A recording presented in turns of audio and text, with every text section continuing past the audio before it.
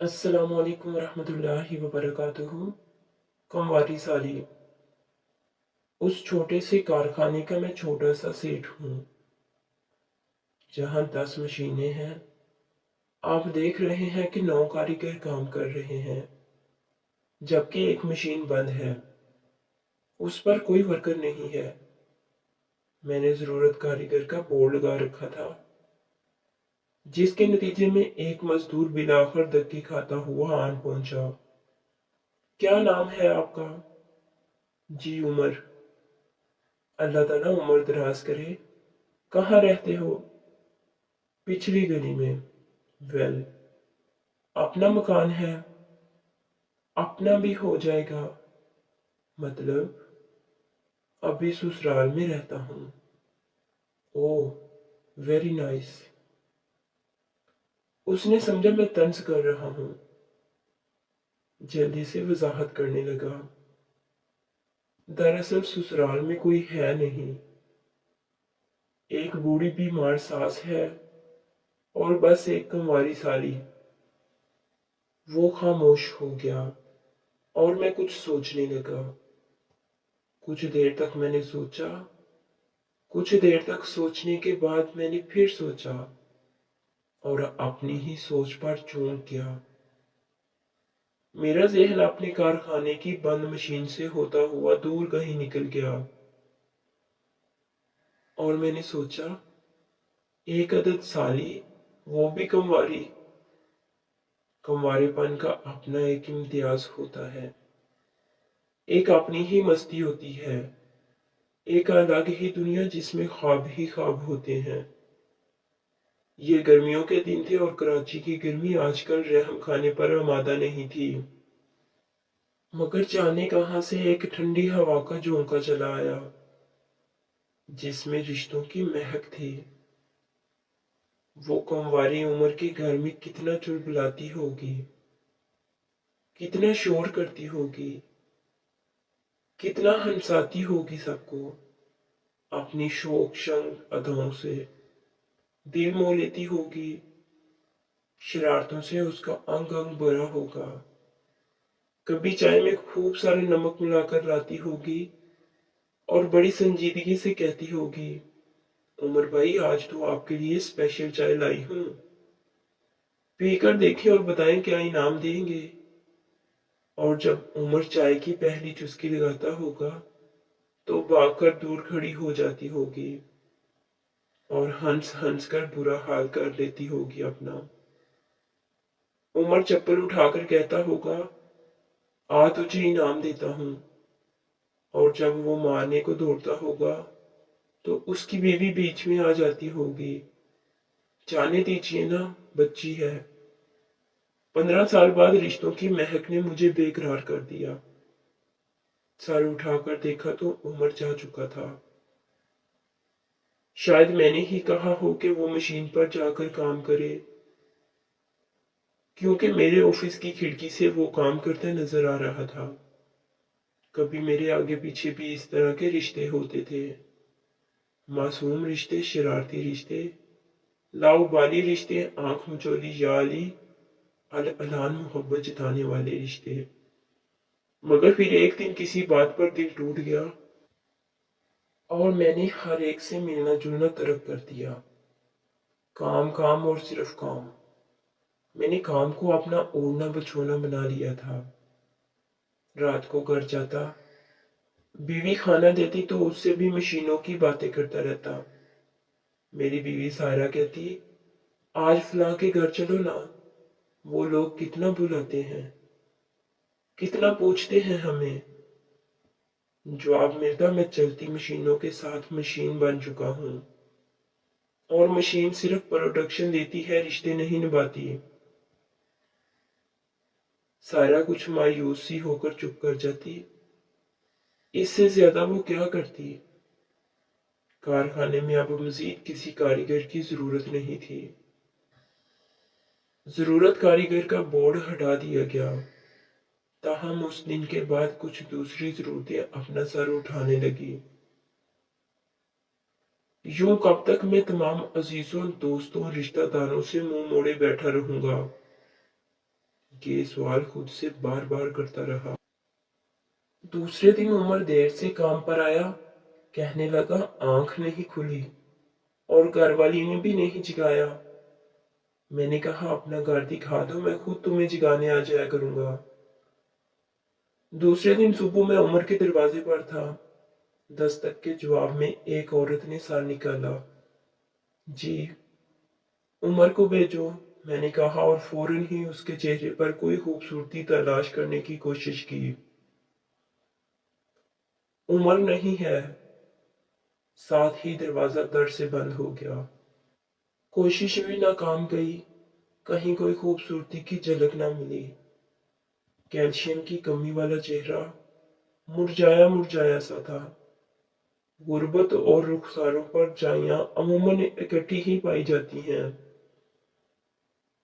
वो दरवाजा जो मुझ पर अब बंद हो चुका था, उसके पीछे एक बूढ़ी सास अपनी जिंदगी के बकिया दिन गिन रही थी और एक कुंवारी सालिश यकीनन आने वाले दिनों के सपने सजाए किसी की मुंतजिर होगी। क्या वो कभी दरवाजे पर नहीं आती? क्या वो भी फाका मस्त है? क्या उसकी आंखों के गुलाब भी मुरझा गए होंगे खिलने से पहले ही? क्या उसके होंठ भी इस तरह खुश्क होंगे? नहीं नहीं, खुदा ना करे ऐसा जुल्म हुआ हो। मैं चीख उठा। शुक्र है गली में कोई नहीं था। यही सब चीख पुकार करते हुए मैं वापस कारखाने जा पहुंचा। देखा कि उमर मशीन पर काम कर रहा है। मैंने उसे बताया कि तुम्हारे घर से आ रहा हूं। जाने क्यों वो खुश दिखाई देने लगा। रात को अपनी बीवी सायरा के साथ खाना खाते हुए कई बार मैंने उसे दीदा निगाहों से देखा। उसका चेहरा शादाब था। अच्छी ग़िज़ा सूरत पर हुस्न बनकर चमक रही थी। मगर उसकी आंखें, शायद आंखों में कोई बात थी, कोई वीरानी थी, कोई महरूमी थी, कोई सवाल था। शायद वो मुझसे कुछ कहना चाहती थी, मगर झिड़क दिए जाने के खौफ से खुद पर जबर किए थी। मुझे मालूम है तुम्हें क्या चाहिए सायरा। हम किसी के घर नहीं जाते, ना कोई हमारे घर आता है। कोई तकरीब, कोई शादी, कोई मायूं, कोई रुत जगह, कोई मंगनी, कोई दावत नाम की चीज हमारी जिंदगी में नहीं। तुम्हें लोगों से बातें करनी होंगी, उनके साथ हंसना खेलना होगा। आपने बहुत से राज सहेलियों से शेयर करने होंगे, उनके राज जानना होंगे। खुशियां बांटनी होंगी, चुगली गिबत करनी होगी। मगर सुनो है मेरी नरम खुश शरीके हयात, सारे रिश्ते नाते झूठे हैं, सब ताल्लुक डोंग हैं, कोई किसी के साथ मुखलस नहीं। याद करो जब हम बदहाल थे तो क्या क्या सलूक नहीं किया था इन्हीं लोगों ने। किस किस तरह हम बेतुकीर नहीं किया गया था। आज पैसा है तो हर कोई हाथ बढ़ा रहा है दोस्ती का। ऐसे लोगों को तुम अपना कहती हो। ये अपने हैं, अपने ऐसे होते हैं। रात के आखिरी पहर मैं बोल रहा था और खुद ही सुन रहा था। सायरा सो चुकी थी, अगर जाग भी रही होती तो क्या फर्क पड़ता। ये सब बातें मैं इतनी बार बोल चुका था कि उसे जुबानी याद हो गई होंगी। दूसरे दिन उमर कहने लगा, मेरी घरवाली आपको बुला रही है। या अल्लाह खैर, क्या उसने मेरी आंखों में छुपी कोई अनकही बात पढ़ ली थी? क्या वो जान चुकी थी कि मैं उसकी कंवारी बहन को देखने की आरजू रखता हूँ? क्या उस आरजू के एवज वो मुझसे कोई फायदा उठाना चाहती थी? ये गरीब लोग तो ऐसे ही होते हैं। मगर क्यों? मैंने पूछा। आप खुद ही जाकर पूछ लें। उमर ने जवाब दिया और मशीन की तरफ मुतवज्जो हो गया। मैंने लोगों से फालतू मिलना जुलना तर्क कर रखा था, मगर अब उमर की बीवी से मिलने जा रहा था। بہت معافی چاہتی ہوں کل آپ آئے مگر میں نے دروازہ بند کر دیا، سیدھے منہ بات نہیں کی۔ مجھے پتا نہیں تھا کہ آپ عمر کے سیٹھ ہیں۔ یہ افلاس سے لپیٹا ایک کمرہ تھا جس کی دیواریں مجھے اپنے درمیان پا کر شرمندہ سی ہو رہی تھی۔ معافی کی کوئی بات نہیں، مجھے صبح 8 بجے کاریگر اپنی مشین پر چاہیے، ورنہ میں انہیں بلانے چلا جاتا ہوں۔ کچھ دیر بعد وہ چائے اور دیگر لوازمات لے آئی، جنہیں دیکھ کر مجھے ہوشیار ہو جانا پڑا۔ چائے کے ساتھ کھانے پینے کا ایسا پرتکلف سامان تھا جو اس نے خود کبھی نہ کھایا ہوگا۔ میری زندگی میں ایسا پہلے بھی ہو چکا تھا۔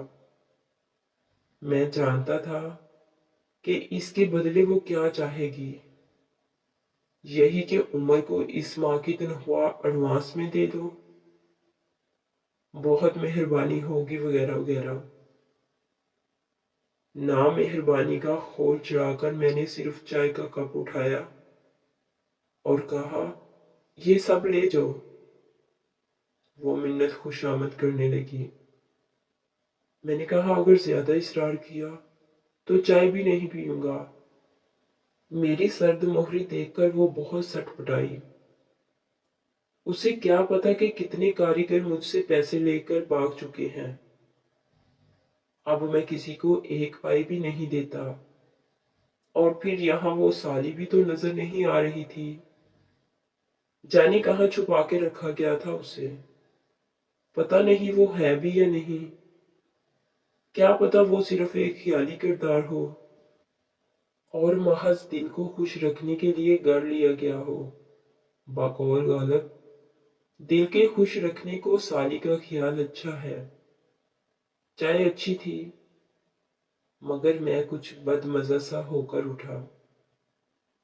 یہی حال عمر کی بیوی کا بھی تھا، وہ بھی خائف خائف سی لگ رہی تھی۔ مگر جیسے ہی میں دروازے سے نکلنے لگا، ہم دونوں کی قسمت چمک گئی۔ میں دروازے سے نکل رہا تھا کہ ٹھیک اسی وقت وہ اندر آ رہی تھی۔ کہاں عمر کا دروازہ اور کہاں وہ پریوں کی رانی۔ مگر غالب کل وہ چاہتی تھی کہ ہم نکلے۔ عمر تم بہت محنتی ہو، میں چاہتا ہوں کہ اس ماہ کی تنخواہ تمہیں ایڈوانس ہی دے دوں تاکہ تم اور دل لگا کر کام کرو۔ صاحب نہیں چاہیے، تنخواہ اپنے وقت پر ہی لوں گا۔ لو رکھ لو، شاید تمہیں اس کی ضرورت ہو۔ نہیں، میں گزارا کر لوں گا۔ عمر نے پیسے نہیں دیے۔ رات کو میں سوچتا رہا کہ پھر عمر کی بیوی نے کیوں بلایا تھا اور وہ چائے وغیرہ کا کیا مطلب تھا۔ یوں بے مقصد اور بے غرض تو کوئی نہیں بلاتا کسی کو۔ صرف عزت کے لیے، صرف خلوص اور محبت بانٹنے کے لیے تو اپنے رشتے دار تک نہیں بلاتے۔ غیروں سے کیسے توقع ہو۔ میرا جی پھر تلخ ہونے لگا، مگر خیر ہو سالی کا، جس کا چہرہ رہ رہ کر نگاہوں میں آ رہا تھا۔ وہ جو اسکول سے پڑھ کر آئی تھی، آسمانی رنگ کی قمیض پر سفید شلوار اور دوپٹہ، رنگت اجلی، آنکھوں میں چمک، ہونٹ رسیلے، اس معمولی گھر کی تو لگتی ہی نہیں تھی۔ میں دروازے سے نکل رہا تھا، وہ اندر آ رہی تھی، مجھے دیکھ کر ٹھٹک گئی۔ یہ لمبا ترنگا سا توند نکلا آدھا گنجا آدمی کون ہے؟ اس کی آنکھوں میں سوال تھا۔ تو اتنی جلدی کیسے آ گئی؟ دوسرا سوال عمر کی بیوی نے اٹھایا۔ تو کیا آج جمعہ نہیں ہے؟ کمواری سالی نے ہاتھ نچائے۔ اچھا اچھا، چل ہاتھ منہ دھو لے۔ میں حیران و پریشان دیکھتا رہا کہ اتنے دھلے ہوئے صاف شفاف ہاتھ پیر क्या एक बार फिर धुलेंगे? ये तो ज्यादती है। मैं बहाने बहाने से उमर के घर जाने लगा। उमर की साली का नाम दुआ था। ये नाम मुझे पसंद नहीं आया। उस पर कति मैच नहीं करता था। नाम के अंदर मक्के मदीने की खुशबू थी, जबकि उसके अपने अंदर कोई और बात ही थी। नेस उसका रिश्ता भी एक जगह लग चुका था। ये बात भी पता नहीं क्यों मुझे पसंद नहीं आई। बकौल उमर की बीवी मुझे जल्द से जल्द इसके हाथ पीले कर देने चाहिए, मगर पैसे जमा नहीं हो पा रहे, क्योंकि उमर किसी एक जगह टिक के काम नहीं करता। कभी यहाँ तो कभी वहां। दुआ ज्यादा शरारती तो नहीं थी, मगर आंख मचोली कर लेती थी। मेरी निगाहें देखकर कभी वो मुंह चढ़ाकर चली जाती, तो कभी संजीदा सी होके देखने लगती कि क्या देख रहा है ये। सोचती होगी कि काश यही मेरा मुकद्दर होता, कम से कम इसके पास पैसा तो है। या सोचती होगी कि इस ताया अब्बू के साथ भला क्या जोड़। वो हुस्न इश्क के तमाम लवाजमात से पैदाइशी वाकिफ थी। या मुमकिन है वो ये खेल पहले भी किसी के साथ खेल चुकी हो। मैंने फैसला कर लिया कि अगर उमर ने इसकी शादी के लिए दबे या खुले अल्फाज में पैसे मांगे तो दे दूंगा। उमर के घर में मेरी इतनी औबगत होती थी, तो जाहिर है उनकी यही नीयत होगी। उमर के घर वाली भी आए दिन दुआ की शादी का तज़किरा ज़ुबान पर ले आती थी। दुआ की तरफ रोज ब रोज अपने बढ़ते कदम देखकर मैं इस कश्मकश में भी था कि आखिर किसके घर जाएगा ये सलाब भला मेरे बाद। मेरे ही घर क्यों नहीं आ जाती वो? ऐसा क्यों सोच रहा था मैं? क्या इसकी वजह वो तन्हाई थी मैंने जिसमें खुद को कैद कर रखा था? क्या अपनी जात के गिर्द बनाया जाने वाला बंद इतना पायदार नहीं होता? कहीं ना कहीं से टूटता जरूर है। तो फिर मैंने अपनी बीवी को क्यों कैद कर रखा है? उसे आजाद क्यों नहीं कर देता? लेकिन अगर उसे आजाद कर दिया तो क्या पता वो भी किसी से दिल लगा ले। उफ, अजीब मुसीबत है। मैंने इस बारे में बल्कि किसी भी बारे में सोचना ही छोड़ दिया और वो सब होने दिए जो हो रहा था। एक दिन दुआ मेरी दस्तरस में थी और मैं उससे चूम रहा था कि जाने कहां से उमर की बीवी आदम की। वो चिल्लाई, दुआ ये क्या कर रही हो?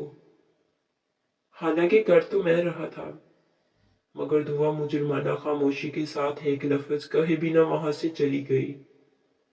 मेरे पास पैसा था, इसलिए मुझे घबराने की जरूरत नहीं थी। मैंने डीठ बनते हुए कहा, मैं इस बारे में बात करने ही वाला था। अच्छा हुआ तुमने ये सब देख लिया। मैं दुआ की शादी के लिए 5 लाख दूंगा। जी बार के इसके लिए और अपने लिए शॉपिंग करो, मगर याद रखना इसकी शादी सिर्फ मेरे साथ होगी। उसकी मंगनी वगैरह आज ही तोड़ दो। उमर की बीवी मुंह खोले खड़ी थी। उसे हैरानो परेशान छोड़कर मैं आ गया। उसी रात सायरा से मेरी लड़ाई हो गई। वो कह रही थी कि हम सारी दुनिया से कटकर कब तक रहेंगे। मैंने कहा, जो तुम्हें आजाद करता हूं। वो मेरे लहजे से डर गई। मैंने कहा, तुम इस तरह डर डर कर और घुट घुट कर कब तक जिंदगी बसर करोगी? सुबह अपनी अम्मा के पास चली जाना और वहीं रहना। जहां मर्जी रहना, मुझे क्या। वो रोने लगी। मैं जानती हूं हम दोनों की शादी हमारी मर्जी से नहीं हुई, लेकिन अब हो गई है तो इसे क्यों तमाशा बनाते हैं? क्या मैं आपकी खिदमत नहीं करती? क्या मैं आपका कहा नहीं मानती? वो रो रो कर पता नहीं क्या क्या कहती रही। मैं मुंह घुमाकर सो गया। अगले रोज मैंने उमर की बीवी को नकद 5 लाख रुपए दिए और शादी की तारीख भी तय की। दुआ दूसरे कमरे में बैठी शर्मा रही थी। मैंने मौका पाकर जरा देर के लिए उसे गोद में लिया और फिर छोड़ दिया। घर आया तो सायरा जा चुकी थी। सुबह कारखाने जाते हुए मैंने ही उसे वार्निंग दी थी कि यहां से चली जाओ वरना। आज मैं घर में अकेला था, दुआ के बारे में सोच रहा था, मगर ख्याल रह रहकर सायरा के आंसुओं की तरफ चला जाता। मैंने सोचा अगर मैं दिल को सख्त नहीं करूंगा तो कैसे काम बनेगा। दूसरे दिन कारखाने गया तो पता चला उमर ने आज छुट्टी की है। मैंने नजरअंदाज किया कि शायद पैसे मिलने की खुशी में दोनों मियां बीवी दुआ की शादी के लिए प्लानिंग कर रहे होंगे। मेरा अपना दिल भी कारखाने में नहीं लगा। कुछ ही देर बाद मैं घर वापस आ गया। सोचने लगा कि क्या सायरा को वापस ले आऊं, इसी शर्त पर कि उसे अब एक सौतन के साथ रहना पड़ेगा।